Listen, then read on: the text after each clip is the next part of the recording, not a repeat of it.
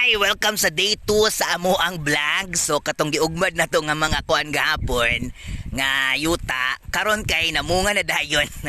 Mao din amo ang kuan diri ako gipakuan. Kumusta imong pag-harvest diri akol?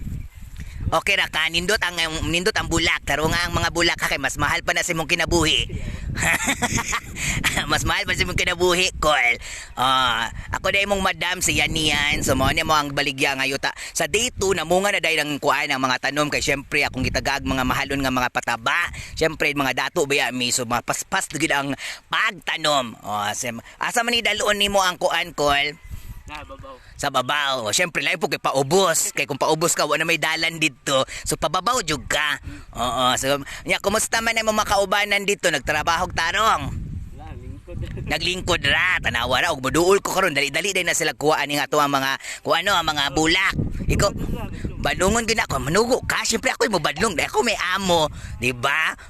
Kumusta man ang imong kuhaan? Imong gibati, nakakauna ka ganina. Siyempre makaon jud ka kay moingon na pud mo nga gipakaon diri. May kuyaw ba kay mo kay magreklamo dai may pa-labor din mininyo. So kompleto na sila, complete meals di sila buntag o to gabi merienda midnight snack. Sige. Matos ako dito ha. Okay ra ka?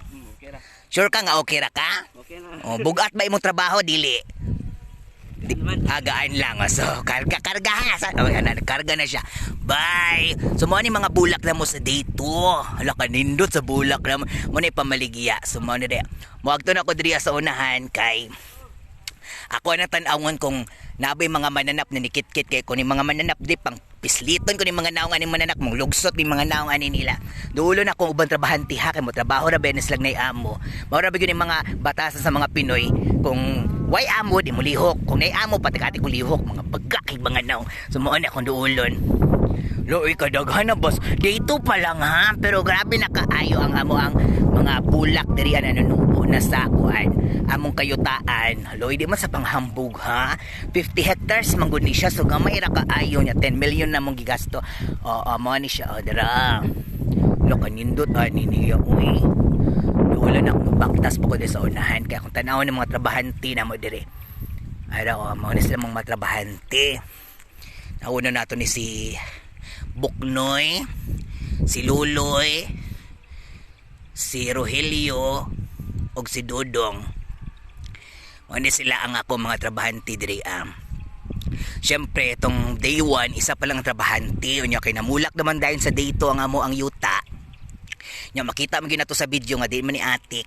So mao ni sila klaro kay sa TV nga nang lihok. Mamagini mga Pinoy pag nanagay CCTV mo abot, lihok dayon.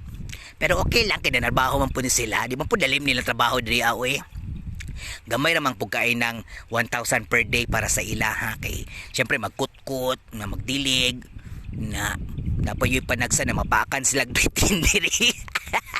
Pakan mo sila bitin diri sa ilang trabaho. So kung mga matay ni sila, syempre cargo di konsensya na kung wala ko sila gipang tagaan og proper salary.